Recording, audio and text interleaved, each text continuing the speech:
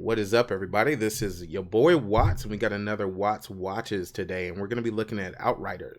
Outriders is a game from Square Enix. They're the company that makes some really huge games, Final Fantasy specifically. There's more, I'd mention them, but Final Fantasy should basically tell you exactly what you need to know about them. Outriders is a looter shooter game. I think it's going to be less loot, more shoot, and I'm cool with that because Borderlands 3 just has too many stuff. Like, it's just so many guns everywhere. Like, I just never know what's, like, worth keeping. So I kind of like the idea of having, like, less loot, but still having, a lot of variety. But Outriders should be legit. It's definitely going to be AAA. They got that money over there, so I already know this is going to be something worth playing. We'll definitely see it all over the channel. So you guys let me know what you think after we watch this preview. Appreciate it. All right, let's check it out.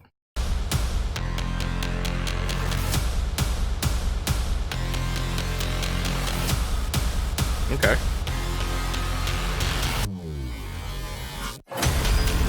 Outriders has the best abilities that I've ever used in a looter shooter. It's a power trip approach to supernatural skills unlike anything I've played in the genre. Spectral blades reduce time-slowed enemies to skeletons and entrail ribbons, while whips of flame draw unlucky victims close before roasting them to ashes. I like it. Bullets are caught mid-air, as if manipulated by the Matrix's Neo and hurled back at their owners. A recent hands-on with Outriders provided me with almost unlimited access to this outrageous buffet of powers, and each new skill sampled felt as exciting as the last. Oh, the blades while acting as an extensive combat showcase, the demonstration offered little to do outside of a couple of linear, bare-bones quests. It's left me concerned as to what kind of a game Outriders will turn out to be, beyond the perimeter of its great and gory kill boxes. That's a good point. Good point.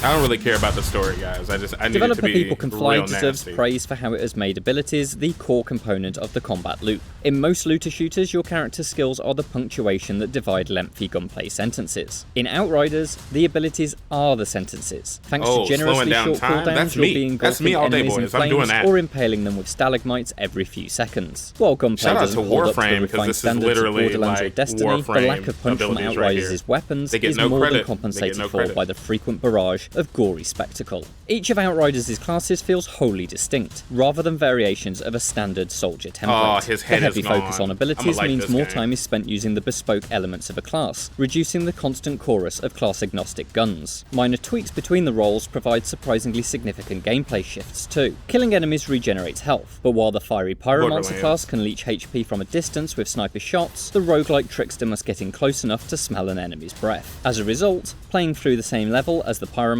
and the Trickster makes Outriders feel almost like two different shooters. As the former, I found myself a little too enthusiastic about Heatwave, a skill that projects a wall of flame that travels forward and through cover, searing enemies who thought they were safe behind walls. I could then follow up with the extravagant Phaser Beam to cremate mini-bosses and rejuvenate my health bar. But as the Trickster, I found myself dying as if I decided it was the latest craze. Outriders pitch you against a constant barrage of enemies, and the Trickster's close combat nature requires you to be right in the thick of the danger. Abilities like Hunt the Prey, which slingshots you into the action, and Cyclone Slice, which sends you whirling like a bladed spinning top, perfectly positions the class for up-close kills. I love it. Many skills inflict a slow effect on foes, which makes the roughest moments a little easier, but the Trickster is best suited to a player with strong melee crowd control talents. That is, not me, and ultimately I found the hordes far easier to manage at the range afforded by the Pyromancer. That's not to say Outriders' close combat is bad, but this feels like the best example in the looter shooter genre of a game where it is vital to find the class that complements your playstyle. Are you close or ranged? Or, as I discovered, are you somewhere in the middle? How many classes are there supported by the Earth-based Devastator. Okay, Devastator. Ooh. I love Earth-based things, okay? That's always the coolest so far, to me. The Devastator is able to blast into combat like a boulder launched from a trebuchet. Here for That's it. almost literally one of his skills, Gravity Leap, which helps immediately close distances and deal damage. This can then be chained with Boulder Dash, which turns the Devastator into an incredible Hulk-like battering ram. Each class can only have 3 abilities active at a time, so finding a trio with accompanying skills is a vital character building block. Shout out for to the this Devastator, UI, that last ability could be the self-explanatory Reflect Bullets, or it could be Impale, which I'm pretty fond of, mostly due to the animation of an enemy succumbing as a spike erupts from the earth and up through their chin. If it's somehow not already clear, Violent. I love Outriders' approach to combat. It's surprising, energetic, and wild. But even after a couple of hours with the game, I find myself still not knowing what Outriders is. People Can Fly has been clear that it is not a service game, but I'm unsure what that eliminates from the equation. Based on the hands-on though, it appears that Outriders may be a largely linear shooter, with not enough structural ambition to hold up its joyous battles. The demonstration afforded me just 2 activities, both of which felt underwhelming. The core quest was simply to follow an objective marker that snaked through camps of enemies, while the side quest, discovered by taking the only side road off the main path, was an endurance test wave battle within the confines of a bunker. The experience was sorely lacking in anything to do beyond following basic instructions. Yikes. While I appreciate a focused experience, I hope that further looks at Outriders will reveal more depth to its wider world.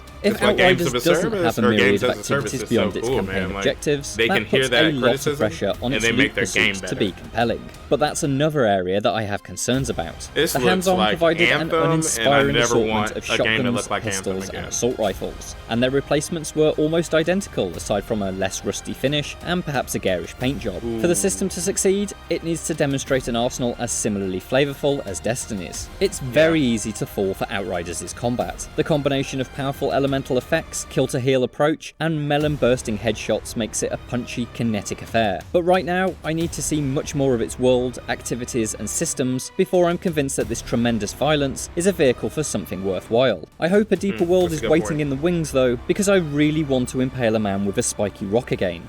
And again, and again. Agreed.